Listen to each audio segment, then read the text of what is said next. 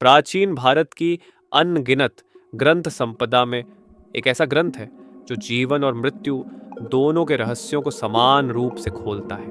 यह है गरुड़ पुराण। गरुड़ पुराण भगवान श्री विष्णु और उनके वाहन गरुड़ के बीच का दिव्य संवाद है। गरुड़ ने अपने प्रभु से पूछा, हे नाथ, मृत्यु के बाद आत्मा का क्या होता है? उसकी यात्रा कैसी होती है?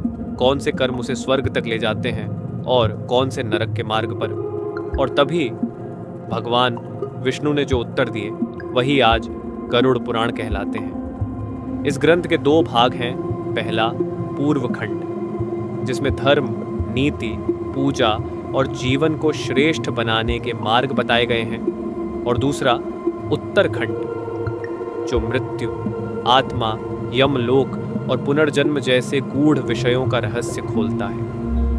कहा जाता है गरुड़ पुराण केवल मृत्यु के समय या पितृपक्ष में सुनना चाहिए, क्योंकि यह ग्रंथ मनुष्य को जीवन का सबसे बड़ा सत्य, मृत्यु का सत्य, सामने लाकर खड़ा कर देता है। जब पाक्ष पंद्रवड़ा आता है तो घर घर में गरुड़ पुराण का पाठ होता है। श्रवण करने वाला हर व्यक्ति एक अनजाना सुकून और गंभीरता महसूस करता है, मानो आत्मा अपने मूल से जुड़ रही हो। गरुड़ पुराण केवल मृत्यु का वर्णन नहीं है, ये जीवन को बेहतर बनाने की चाबी है, क्योंकि जो मृत्यु को समझ लेता है वह जीवन को सही तरह से जीना सीख जाता है।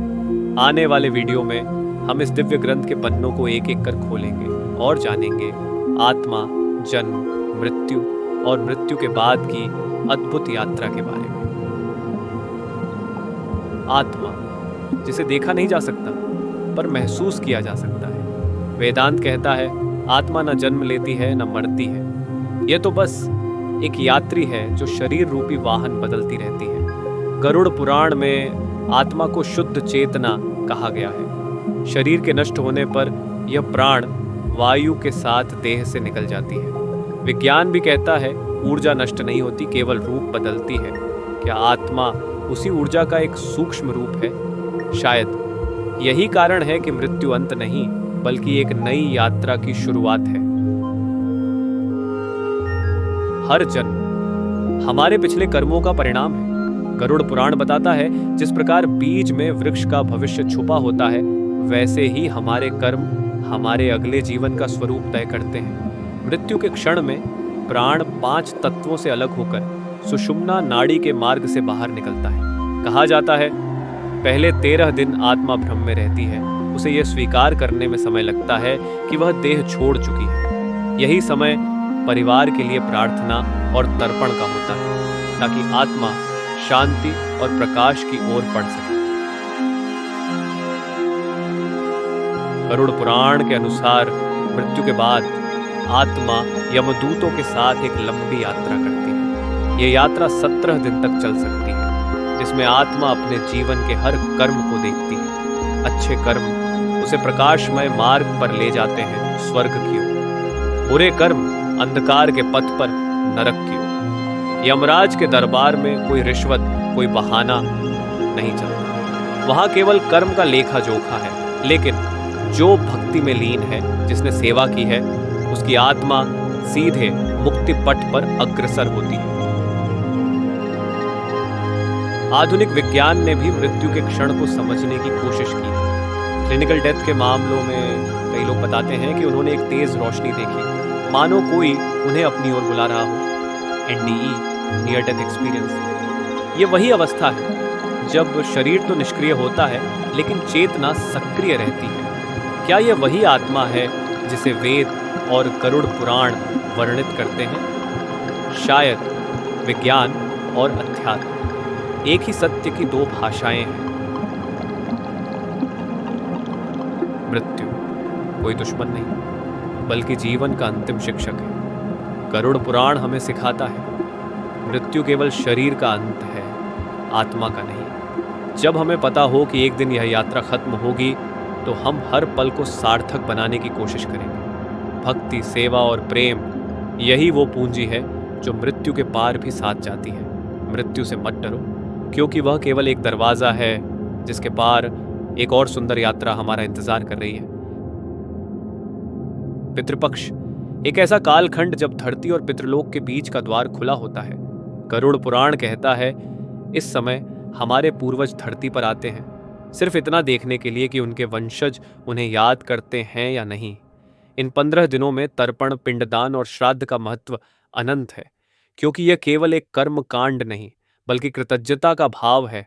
सुबह गंगा जल से स्नान, पवित्र वस्त्र धारण और अपने पितरों के नाम से अन्न, जल और तिल का अर्पण, ये सब उन्हें शक्ति और शांति प्रदान करते हैं। गरुड़ पुराण बताता है, जो व्यक्ति पितृपक्ष में अपने पूर्वजों का स्मरण करता है, उसके घर में सुख, धन और समृद्धि का प्रवाह बना रहता है। लेकिन जो अपने पितरों को भूल जाता है, उसके जीवन में रुकावटें, अनावश्यक कष्ट और मानसिक अस्थिरता बढ़ जाती है। याद रखिए, पितृपक्ष केवल मृतकों का सम्मान नहीं, बल्कि जीवितों का कल्याण भी है। तो इस पितृपक्ष में एक दीपक जलाइए, एक अन्न का दाना अर्पण कीजिए और अपने पितरों से आशीर्वाद मांगिए, क्योंकि उनके आशीर्वाद से ही हमारी आत्मा भी प्रकाश की ओर बढ़ती है। मृत्यु एक ऐसा रहस्य जिसे कोई पूरी तरह नहीं समझ पाया, लेकिन कुछ लोग इसकी झलक जरूर देख चुके हैं। नियर डेथ एक्सपीरियंस क्लिनिकली मृत घोषित होने के बाद कई लोग बताते हैं कि उन्होंने एक उज्जवल सुरंग देखी, जहां एक दिव्य प्रकाश उनकी ओर बुला रहा था। कुछ ने अपने शरीर को ऊपर से देखा, अपने परिजनों को रोते हुए महसूस किया और फिर एक झटके में वापस लौट आए। गरुड़ पुराण इन अनुभवों की पुष्टि करता है। उसके अनुसार मृत्यु के क्षण में आत्मा देह से अलग होकर यमदूतों या देवदूतों के साथ एक यात्रा पर निकलती है। कभी यह यात्रा अंधकारमय होती है, तो कभी दिव्य और आनंदमयी। यह सब जीवन में किए गए कर्मों पर निर्भर है। कुछ साधक समाधि में इस मृत्यु अनुभव को स्वेच्छा से प्राप्त करते हैं, ताकि उन्हें जीवन और मृत्यु दोनों के पार का अनुभव हो सके। शायद यही कारण है कि महान संत मृत्यु को महायात्रा कहते हैं और उसे खुले हृदय से अपनाते हैं। मृत्यु से जुड़ी ये कथाएं हमें डराती नहीं, बल्कि याद दिलाती हैं कि हमें अभी अपना जीवन श्रेष्ठ बनाना है। गरुड़ पुराण केवल स्वर्ग का वर्णन नहीं करता, बल्कि नरक के भयावह स्वरूप को भी स्पष्ट करता है। कहा जाता है, यमलोक में 84 तरह के नरक हैं। हर नरक अलग अलग पापों के लिए निर्धारित है। तामिश्र नरक, जहां लोभी और धोखेबाज आत्माएं अंधकार में अनंत काल तक भटकती है। कुंभीपाक नरक, जहां निर्दयी और हिंसक लोग उबलते तेल में डुबोए जाते हैं जब तक उनके पाप धुल न जाए। अंधतमस नरक, जहां गुरु, माता पिता या धर्म का अपमान करने वाले गहरे ठंडे अंधकार में कैद रहते हैं। गरुड़ पुराण यह भयावह चित्रण केवल डराने के लिए नहीं करता, बल्कि यह चेतावनी है कि पाप का परिणाम केवल इस जीवन में नहीं, बल्कि मृत्यु के बाद भी भुगतना पड़ता है। लेकिन जो व्यक्ति अपने पापों का प्रायश्चित करता है, सेवा और भक्ति में जीवन बिताता है, उसके लिए नरक के द्वार कभी नहीं खुलते। मोक्ष वह अवस्था जब आत्मा जन्म मृत्यु के बंधन से मुक्त हो जाती है। गरुड़ पुराण कहता है, मोक्ष ही जीवन का अंतिम लक्ष्य है, लेकिन यह मार्ग सरल नहीं।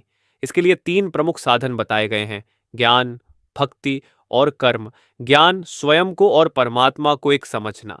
भक्ति अहंकार छोड़ ईश्वर में पूर्ण विश्वास रखना। कर्म बिना फल की इच्छा के सेवा और धर्म का पालन करना। मोक्ष पाने वाला न स्वर्ग चाहता है, न नरक से डरता है। वह केवल उस परम शांति में विलीन होना चाहता है, जहां न समय है, न जन्म, न मृत्यु। गरुड़ पुराण के अनुसार जो व्यक्ति अंतिम समय में प्रभु के नाम का स्मरण करता है, वह सीधे मोक्ष पथ पर अग्रसर होता है। तो जब तक यह जीवन है, हर क्षण को भक्ति, प्रेम और सेवा में बदल दीजिए, क्योंकि यही वो कदम है जो हमें मोक्ष के द्वार तक ले जाते हैं।